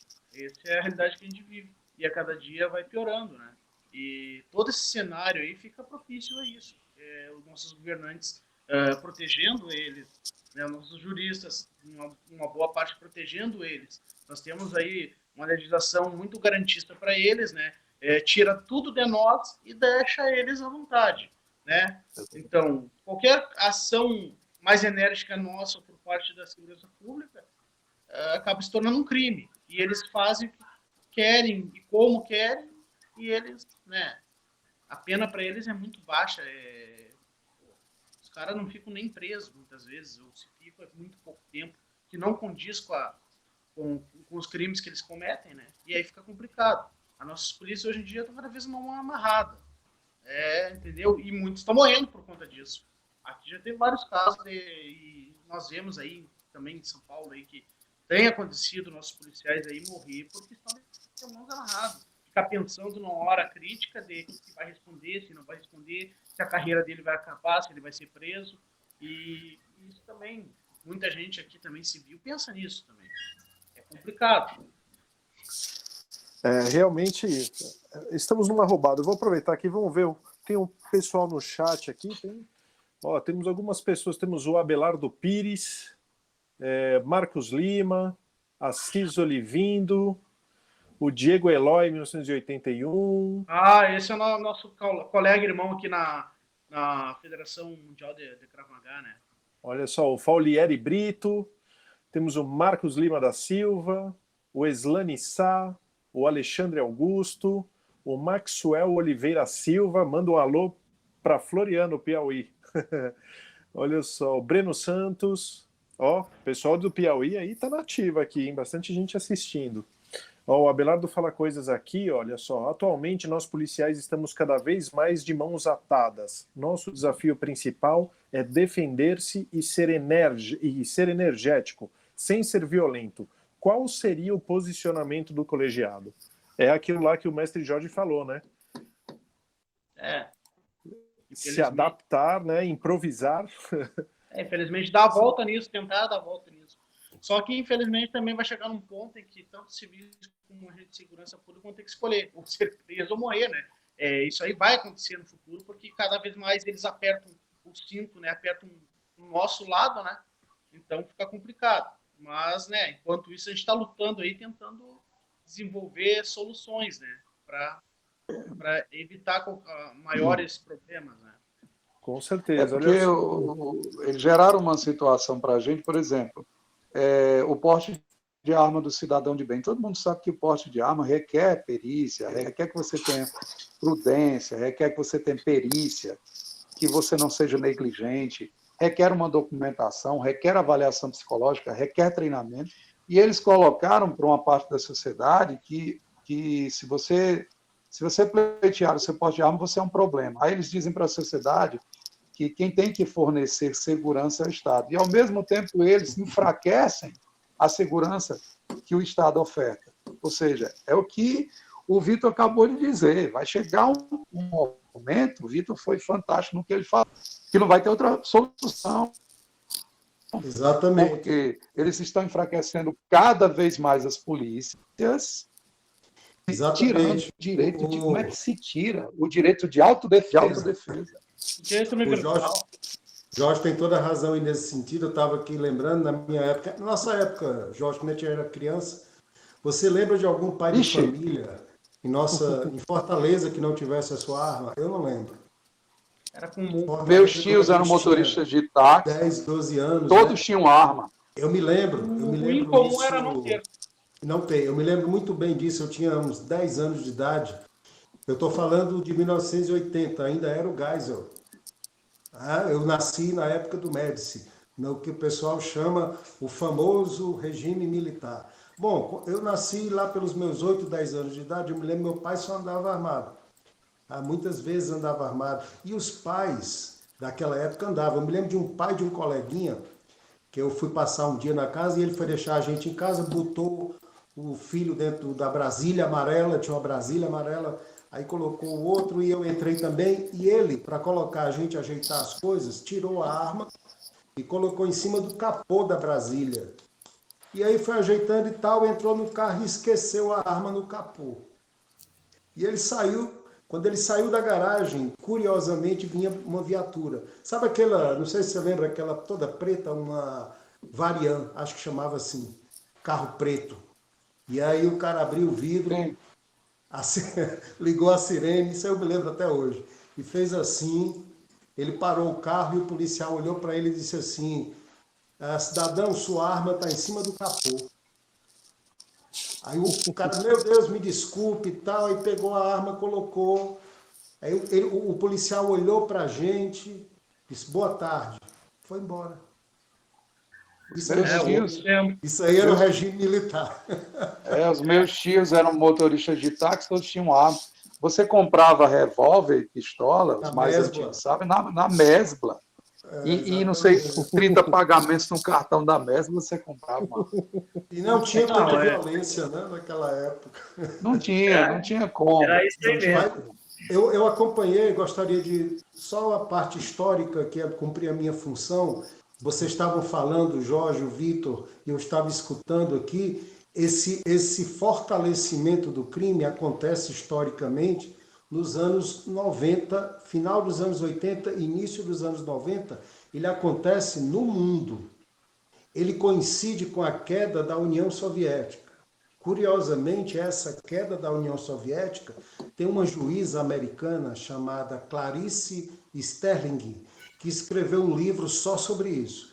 O livro chama A Máfia Globalizada. Porque na hora que a cortina de ferro deixa de existir, as famosas máfias do leste europeu, a Vorvezarkonie, Bratva, essas máfias lá do eslavas, elas são poderosíssimas, elas descem para o resto da Europa e começam a se associar com as máfias francesa, italiana, e daí para elas se associarem com os cartéis de droga mexicanos, colombianos e brasileiros é um pulo. Então você vê um fortalecimento econômico de armamento acompanhado desse poder econômico, desse poder bélico. Você vê, infelizmente, a infiltração do crime dentro da política cada vez mais. Basta você comprando a política. Se você estudar a famosa Operação Mãos Limpas na Itália, você vai ver que a operação parou nos anos 80, ela parou na hora que ela chegou no primeiro-ministro italiano, Giulio Andreotti. E ela parou. Os 2 juízes que comandavam isso morreram em 2 explosões. O Falcone e o Borsalino. A explosão que matou o Borsalino arrancou 300 metros de asfalto. Então, Falcone que disse... A Itália é uma terra abençoada por Deus e amaldiçoada pelos homens. Então, o crime, ele no Brasil, não é diferente. Ele ganha poder e nossas polícias, concordo, escutei e concordo, vivem numa pressão, num estresse que nenhum país do mundo tem. Tá? Existem polícias fantásticas no mundo, claro. Mas a brasileira, nós somos, aqui os policiais são heróis, pais e mães de família, que são heróis numa guerra constante, não é isso? Como diz aqui, os caras tiram leite de pedra, porque... Tira leite de improvisa. Isso. Exatamente. Ó o alô aqui do Antônio Gonzarlen aqui. Boa noite, guerreiros. Grande mestre Jorge Tavares aqui, ó, mestre Jorge. Grande abraço, meu irmão. Marcos Lima está interessado em saber dos cursos, hein? Ele tem interesse nos seus cursos, mestre Jorge. Depois a gente pode falar isso. Jorge, o Marcos é meu padrinho de casamento e um grande admirador do seu trabalho, viu? Opa, Marcos, grande abraço. A gente se vê aí, viu? Vamos lá para aquela... Vamos tomar aquela cerveja com hambúrguer que o Salomão vai pagar. Olha lá, o Abelardo Pires. Operadores da lei, o perigo sai das mãos, forças especiais improvisar, adaptar e se superar. Mariners USA, é isso aí, Abelardo. As políticas públicas deveriam serem feitas para o combate da desigualdade social e financeira. Por isso temos os confrontos entre as classes, cita o Abelardo aqui. A maior violência é a pobreza. Olha só, Yuri Ramires, Vitor Lima, e um abraço para o grupo, Vitor Lima. Luiz Gonzaga, fui vítima de uma tentativa de assalto, levei 3 tiros e sobrevivi graças a Deus e à arte marcial. Consegui tomar a arma do agressor e fugiu. Ó, aí, ó, enrascada, tá vendo? Graças a Deus aí, sobreviveu porque aprendeu do jeito certo. Então, é complicado. Hoje em dia tem gente levantando bandeira aí de não reaja. Isso aí não é mais garantia, não, que tu vai garantir a tua integridade física. Os caras estão matando igual, estão atirando igual. Há pouco dias vi um vídeo aí, o cara entregou a chave, entregou o celular, entregou tudo. O cara ainda atirou nele. Então, hoje em dia é complicado dizer também não reaja. Não é garantia de nada. Até porque a reação é uma coisa muito subjetiva. Só quem está na situação pode tomar essa decisão. É difícil você julgar uma pessoa que está numa situação, já vi muita gente condenar, dizer, olha, não devia ter reagido. Olha, você não estava lá, você não sabe o que foi dito ali, você não sabe o que aconteceu, você viu só um pedacinho da coisa. Muitas vezes, claro, óbvio que ninguém vai sair dizendo para as pessoas morrer ou matar por causa de uma carteira, de um celular. Claro que não, ninguém está dizendo isso. Absolutamente. Agora, o não reaja depende, isso é subjetivo. Eu me lembro de um vídeo que eu vi de um pai que tinha parado um carro com a filha e o vídeo mostrava só a parte em que ele voou em cima do ladrão e tal, e tomou a arma do cara, um peito muito forte, e todo mundo condenando o cara, condenando. Quando soube-se a história depois, ele tinha entregado, ele ia entregar a chave do carro, entregou tudo, ele desceu do carro e o cara disse assim, eu vou levar a menina. Então, Então você no lugar daquele pai... Dá não. Me diga, aí eu disse para as pessoas, me diz uma coisa, é subjetivo ou não é isso? Ele não queria reagir. exato, Ele não queria, não é verdade? São situações. Não tem como você não pegar. Qual pai deixaria levar a filha? Possível. E outra, só quem está ali olha nos olhos, sabe a reação, sabe qual é a Exatamente. Entendeu? Às vezes o cara não fez aquilo, mas sabe que já está com aquele olhar que ele vai te mentir. A pessoa sabe. Vai olhar no olho do cara, vai ver a leitura corporal, vai ver a face dele, tu já vai saber as intenções ali. Olha, no meu tempo na Polícia da Aeronáutica e atuando na segurança privada, você sabe o que faz muito a gente reagir? Revolta. Sim. Não tem. Uma vez eu estava dizendo, uma pessoa politicamente correta disse assim: Jorge, esse negócio de reagir é coisa de herói, ninguém vai ser herói. Eu disse: não. A gente não reage porque é herói, a gente reage porque chega um ponto em que você fica tão revoltado, com colegas seus morrendo do teu lado, tá certo? Com situações em que houve muita crueldade, que chega um momento em que você olha para a esquerda e para a direita e você acaba reagindo porque você não aguenta mais. Então, se você for perguntar a qualquer policial, se você for perguntar a qualquer vigilante que já reagiu, ele vai dizer assim, entre as duas coisas, olha, não, eu reagi porque deu para reagir. Mas se você for conversar com ele, ele vai dizer assim, eu reagi porque eu não aguentava mais. Eu não aguentava mais. E o pai de família, muitas vezes, sem conhecimento algum, reage. Agora, como o Napoleão está dizendo, a defesa pessoal, ela te enche de treinamento técnico, ela te enche da compreensão da ação do bandido dentro da sociedade para você ter a sua habilidade preventiva, para que você saiba os horários que você chega, onde é que você tem que ir, onde é que você tem que sentar, onde é que você tem que comer, o horário que você vai para um caixa eletrônico, como é que você estaciona e tal, porque a verdadeira defesa pessoal ela é preventiva, ela ensina isso. Agora, ela também educa para que você saiba que existem situações que mesmo você estando lá, entregando tudo, você sente que vai morrer e que você não tem outra alternativa. Exatamente. Quando você está treinando civis... Quando você está treinando civis, eu treino muito, eu diria que 80% dos meus alunos são mulheres. Então, no caso delas, é prevenção 90% do treinamento, tem muita prevenção. Observação, consciência situacional, é você recuar, é você evitar, é você perceber quando alguém está andando fora da velocidade normal, sem um motivo aparente. São pequenas coisas. Conduta diária. Os mestres vão concordar comigo, por exemplo, olha só. Existem dois praticantes de arte marcial. Existe aquele praticante de arte marcial que é voltado para arte marcial e para esporte, e existe praticante de arte marcial que ele pratica para o métier da segurança, da defesa pessoal também, certo? Agora, o indivíduo, a gente tem um problema muito sério no pessoal que só pratica arte marcial, que não tem uma visão de defesa pessoal, que ele sai de uma academia de arte marcial, não sei se foi orientação de algum mestre lá, e ele sai todo inchado, olhando para todo mundo, e achando que ele vai bater todo mundo como ele conseguiu ganhar no campeonato que ele ganhou, e não sei o quê, encarando todo mundo ali e tudo mais. Coitado, ele foi doutrinado a achar que o ambiente controlado do tatame, que o ambiente controlado da academia é a rua. Onde tem faca, tem revólver, tem mais de um. Se tu se agarrar com o indivíduo, passar mais de 10 segundos no solo, vem o outro e te mata. Exato. Então, por isso que o Gerson estava falando quando a gente fez a reunião para a live, o Gerson foi muito feliz em ter falado, em falar o seguinte, que os professores de arte marcial que não têm conhecimento da verdade da defesa pessoal têm que ter muito cuidado com o que estão ensinando.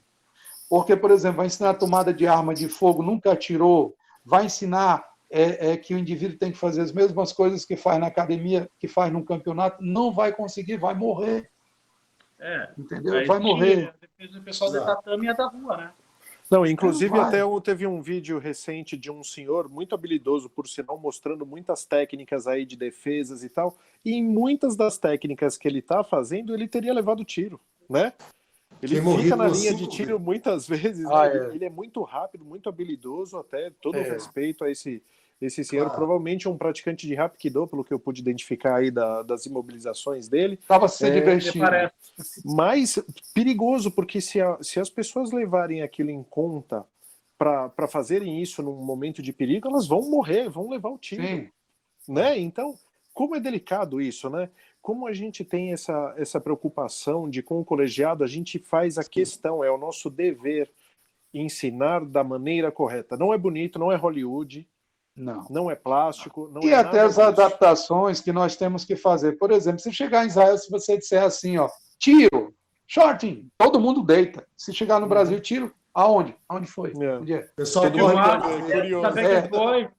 Exato. Se não fez até uma fila, né? Adora fazer fila. Todo o treinamento, seja Krav Maga, seja qualquer arte marcial, aliás, qualquer arte de defesa pessoal voltada para o Brasil, se tem que haver adaptações. Se tem que adaptar. Porque a situação, a rua é um ambiente que não é controlado, não tem controle. O ambiente é muito explosivo.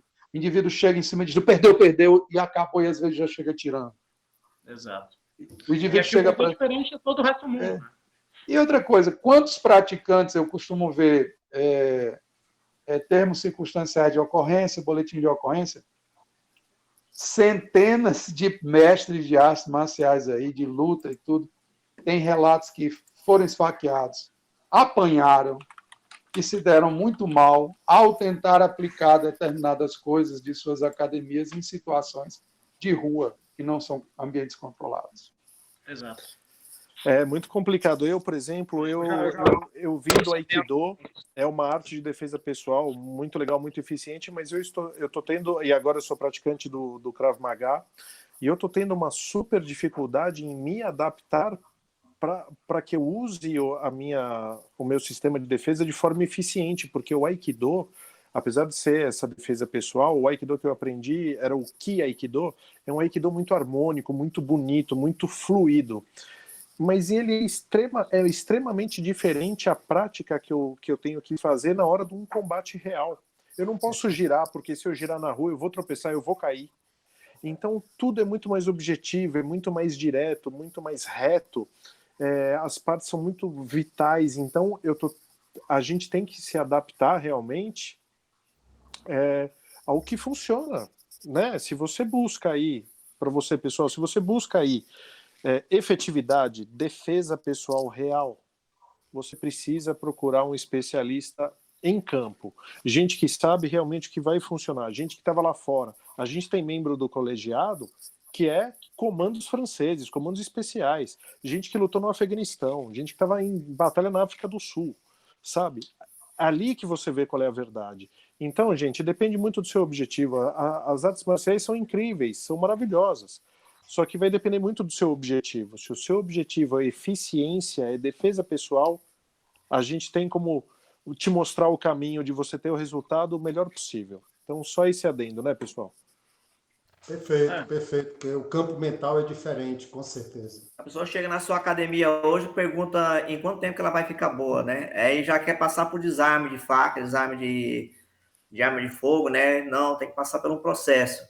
O grande problema é esse, né? Que eles não querem passar por esse processo, né? E a gente tem que falar, né, que você já atirou, você já pegou numa arma, você já foi ameaçado com faca, você já sentiu uma faca dentro, perto de você, na sua garganta. Só de sentir o gelado da lâmina... Só de sentir o gelado, o Gerson, quando né? fez o curso aqui, fez isso, pegou uma faca sem corte, né? A pessoa, você sente aquele frio, né? A sensação é horrível. Né? É desconfortável. Olha só, o pessoal dando mais oi aqui. Tomás Morandrade, servi com o Vitor Lima no 8º Esquadrão CMEC, sempre dedicado à defesa pessoal e técnicas de combate altamente operacional. Aí, o Tomás acompanhando aí, Vitão. Um abraço pro Thomas More aí. Grande Thomas More. O Black Viper Tactical, saudações sulistas. Luana Galdino, boa noite, Luana. Guilherme Sansinetti. Abraço, Marcelo Demucci aí da Black Abraço para a Luana é minha aluna.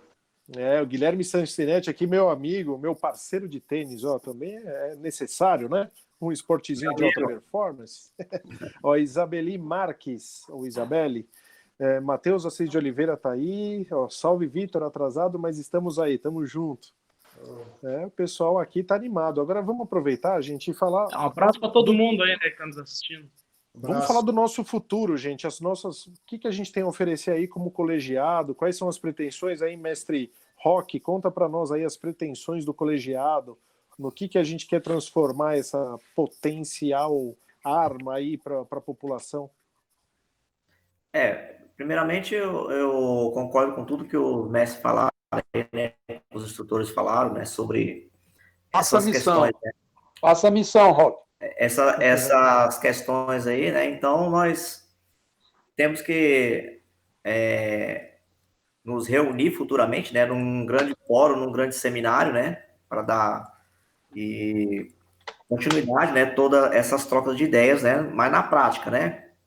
Pessoalmente, devido a essa pandemia, né, a gente tinha alguns cursos marcados com o Jorge, com o Vitor, né? Com outros aí, mas fomos impedidos devido a essa pandemia, né? Então, futuramente, a gente pretende, né, organizar novas lives, né, fazerem entrevistas, né, com os mestres, mesmo pessoalmente, futuramente indo, né, nas suas cidades, né, e também, talvez o ano que vem, né, a gente vai ver se a gente consegue organizar um fórum, né, com um grande seminário, né, e também recebendo novos membros também, né, é importante, né, que os novos membros tem que ter uma apresentação, né, em PDF, mandar, né, pode mandar para mim, pode mandar para o André. Essa apresentação é importante para a gente poder ver, entender as especialidades e também porque nós estaremos, né, em novas plataformas divulgando, né, e fazendo novas parcerias também, né, com novas empresas aí para a gente vender esses cursos, né, essas qualificações. E então a gente precisa de ter um quadro, né, de membros, né, bem alinhados, né. E também sobre a questão do colegiado, ou não é uma forma normativa, né, mas uma forma de aprimoramento, né, que é onde a gente vai buscar conhecimentos fora, com outros membros, né, pode ser filiado a outras federações, confederação. Então, nós não somos uma confederação, não somos uma federação, mas somos um grupo de membros, como se fosse uma maçonaria, certo? Trazendo toda essa visão, né, pragmática dentro para dentro, e também abrimos espaço também para as pessoas, né, que queiram realmente, né, que fala assim, participar, entendeu? Ter conhecimentos verdadeiros, né, fazendo pesquisa. Nós vamos colocar, o André está vendo essa questão de colocar pequenas videoaulas, né, com informações, mostrando o que funciona ou o que não funciona, que isso é muito importante, né, mostrando, né, a prática mesmo, né, como é que é. O pessoal que está acompanhando, se quiser sugestões aí, mandar para nós sugestões do que gostaria de ver, a gente pode fazer algumas lives mostrando vídeos de situações que acontecem e o que fizeram de errado, como poderiam ter reagido, qual é a sugestão do colegiado. Então fiquem à vontade aí para dar novas dicas do que querem ver aí. Isso é muito importante, essas dicas, né? E também, tipo assim, temos uma visão mais holística da coisa, né? De terreno, de tudo, né? E futuramente, né, a gente está, tipo assim, fazendo viagens, né, para fora, né? Tipo assim, pegando esses instrutores, né, lá na região sul, região norte, nordeste, porque nós temos ótimos professores no Brasil, né? Então a gente tem que aproveitar esse pessoal. E a função do colegiado é apresentar esse portfólio e fazer essa rede de network, né? Temos uma nova visão aí, né, de mundo, né? Então, quer dizer, tudo está mudando e é muito rápido, né? A gente está falando de segurança pública, mas você vê daqui a uns dias é drone, né? É inteligência artificial, é muita coisa. Então, nós também temos que evoluir nesse ponto. Com certeza. E a gente... o grande lance do colegiado é a gente trocar essa experiência com especialistas. Então, a gente tem membro no grupo que é especialista em tiro israelense. A gente tem outro membro que é especialista em luta com facas. Aí temos outro que é especialista no Jet Condor na DPT, num sistema apropriado para defesa. Então, a gente tem especialistas. Não é que a gente tem um instrutor muito bom que tem os seus ajudantes. Não. A gente tem uma dúzia de instrutores muito bons. E com eles, juntos, os nossos cursos envolvem todos eles. Então, se você vai fazer, de repente, um curso de segurança VIP, você vai ter aula com o mestre Jorge Tavares, você vai ter aula com o mestre Napoleão, você vai aprender tiro com o Vitor Lima. Então, assim, você vai ter os especialistas no colegiado. Aqui a gente vai fazer um estudo da sua necessidade, do que você busca, a sua empresa, do que ela quer, e a gente vai montar um programa especial para você.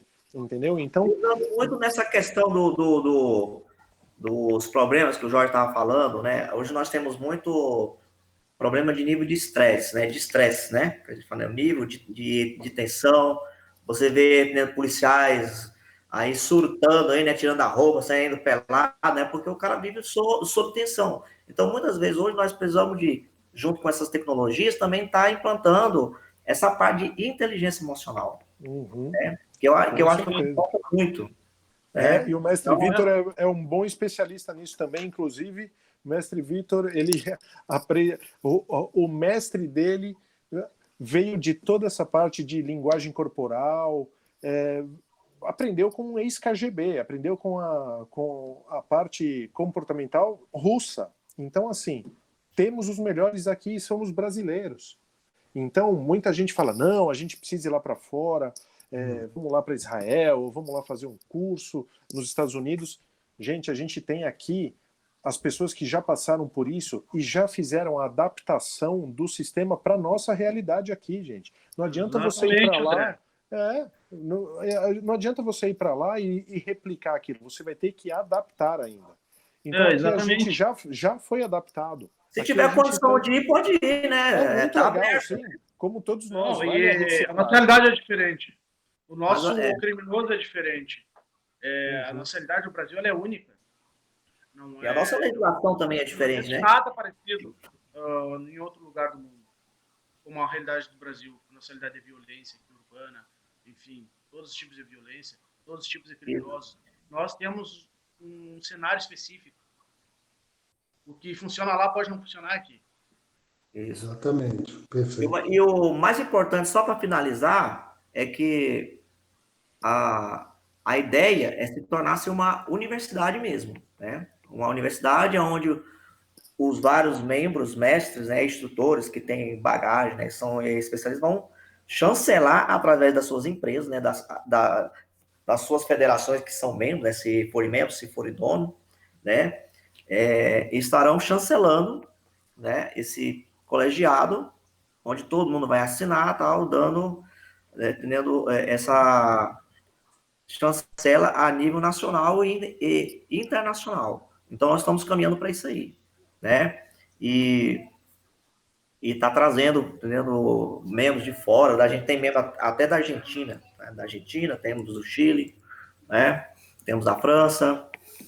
Quem sabe aí também lá o Jorge aí, mais o Vitor, conhece o pessoal lá de Israel, já faz a ponte, né? Então Israel tem uns projetos aí com o pessoal de Israel desenvolvendo. Isso. E possa ser mesmo. Porque muito legal. É muito caro sair para fora, né? Então a gente fazendo essas pontes, com essa chancela, a gente consegue trazer isso, né, para várias regiões. Eu fui membro da Confederação Brasileira de Karatê Tradicional e há muito tempo, né, eu não tinha condição de participar de campeonato, né, de karatê, porque quando era na região centro-oeste era mais fácil, né? Porque fica mais próximo, né? Aí lá no Rio Grande do Norte, lá na Paraíba, o cara que é do sul, né? E nós estamos vendo uma crise. E nós estamos assim, entendendo? Tipo assim, hoje as pessoas não. Você imagina um vigilante, né, que não recebe o suficiente, né? O cara tem que pagar um curso em dólar, né? Os caras, quando vêm para cá, cobram em dólar, entendendo? Japonês, judeu, tudo é assim. Então é muito caro. Teve um curso muito bom agora com o Yuri, né? Lá de Israel, foi não sei quantos R$1.000, né? Eu tive vontade de ir lá, né? O cara desce mudando, Uri Rafael, pô, mas eu não tive condição de ir, sabe? Então há 5 anos que eu não consigo participar de nada. Então, qual foi a minha ideia? Trazer o Gerson, trazer o Jorge. Aí eu disse assim, vamos criar, né, uma coisa que a gente facilite para o povo de todas as regiões, né? Pegar os instrutores, os professores especialistas lá fora e agregar valores. Olha só, o Israel Silva dando boa noite aqui. Faculdade Vidal de Limoeiro, aí, ó, mestre Napoleão. Opa, boa noite, mestre. Abraço, amigo Alisson Leitão aí, nosso amigo aí. O Jorge conhece o Alisson, lembra? Abração, sim, grande. Com certeza. Um abraço, Alisson. Mandando um abraço para o mestre Napoleão, mestre Jorge, Luiz Gonzaga aí, ó, atenção, hein, pessoal, temos aí o sorteio da camiseta do colegiado aí, hein? Quem quiser a camiseta, Luiz Gonzaga, que é do Batalhão de Operações aí, Especiais. Ó, dá um joinha no chat aí que nós vamos já escolher, ó. Pode escolher essa linda polo aqui, ó, ou uma camiseta de treino dry fit. Também você pode escolher até o seu modelo. Vamos sortear uma camiseta aí para vocês que estão acompanhando. Daí eu quero, escreve aí no chat, eu quero, que aí a gente vai fazer o sorteio, vamos escolher aí quem vai levar essa camiseta do colegiado, a gente vai mandar aí para vocês, certo? Então, olha, gente, tá muito legal, eu acho que já temos aí um bom tempo de live. Queria já aproveitar e agradecer a presença dos senhores aí. Acho que deu para a gente explicar um pouco aí da nossa proposta, os nossos objetivos, um pouco do panorama aí mundial e o panorama brasileiro. Tem muita coisa para a gente conversar sobre aí em futuras lives, muita coisa acontecendo. Então fiquem atentos aí, se inscreve no canal se vocês tiverem interesse de receber os avisos aí do que a gente tem a postar. Tem um perfilzinho no Instagram, tem lá no Facebook, então fiquem atentos, a gente tem muita coisa legal. Muitos mestres ainda vão falar, vamos ter papo com eles também. Então, gente, olha, por mim eu falaria dias sobre isso, creio que para vocês também. Mas eu acho que por hoje está muito legal, espero que todos tenham gostado aí. Olha lá, tem gente falando eu quero a camiseta aí, ó, eu quero, é isso aí, ó. Então, antes desse sorteio, agradecer aos senhores, foi uma honra, é um privilégio tê-los aqui no nosso time. Eu acho que a gente, com um propósito desse, a gente tem muito a agregar para as pessoas, para a população, para o nosso povo, de fato, né? A gente merece o melhor, a gente merece saber o que é certo, se defender, a polícia ser eficiente. A gente, esses dias eu vi até um vídeo de um policial militar sendo totalmente acuado por civis, uma mulher filmando e falando, olha, eu tô filmando, hein, fica fazendo essa chantagem emocional com a polícia. Ele sacou a arma, não sabia o que fazer, pegou a tonfa, estava usando de maneira errônea a tonfa, inclusive merece aula aí com os mestres, não estava preparado para utilizar a tonfa de maneira mais eficiente. Então, assim... Era a tonfa de martelo. Ele fica a ponta, né, para fora. Inclusive, eu tenho a minha aqui, ó, gente. Tenho aqui, ó. Sabe o que eu vou fazer com ela? Aprender a usar. Aprender com quem sabe usar. Então, ó, tem o jeito certo de segurar, o jeito mais eficiente, certo? Para você manter a sua integridade, para que não tomem de você a tonfa. Então, tem muito aí para a gente oferecer e eu fico grato. Vamos escolher aqui, vamos fazer o sorteio. Ó, eu vou rolar aqui, ó, e onde aparecer o primeiro nome, vai levar. Quero a camiseta Luana Galdino, eu quero. Luana Galdino, você ganhou a camiseta do Parabéns, Colegiado. Parabéns, Luana. Parabéns. Olha aí, uma aluna minha, viu? É minha aluna. Vai vir para o Ceará a camiseta. Ó, a camiseta, então. Depois você passa para nós aí. Pode ser até via o Mestre Napoleão, mas tem um e-mail aí no canal do YouTube que você pode mandar o seu endereço, o seu tamanho, que a gente envia para você uma camiseta com muita satisfação, tá bom, Luana? Mestres, novamente obrigado. Se quiserem aí acrescentar algo aí para terminar, fiquem à vontade. Ao nosso boa noite. Eu gostaria de agradecer a todos os mestres aí, tá? A todos. Bola. Muito obrigado, boa noite, foi muito bom, uma honra. Tamo junto. Certo, muito obrigado, então, boa perdeu. noite. Uma pena o mestre Gerson Tonfa não estar na área, mas com certeza não pena, faltará mas oportunidade. No próximo eu coloco ele, de qualquer jeito. Certo, O gente? Gerson no próximo. Então, gente, muito obrigadinho. Até a próxima. O Victor Marinho. Ó, O Victor Marinho. Esse O foi o mestre Joio. Jean Joio. Nosso presidente de honra. Aí, infelizmente não pôde estar nessa, mas na próxima. Certo? Boa noite, pessoal. Boa Até noite, gente. Um abraço. Até a próxima. Mas... Um abraço para o aluno Mazinho, lá do Piauí, lá, que fez um curso da de Krav Maga comigo lá. Vamos lá, videozinho para encerrar e vamos nessa. Boa noite, bom sono para todos. Boa noite. Um abraço.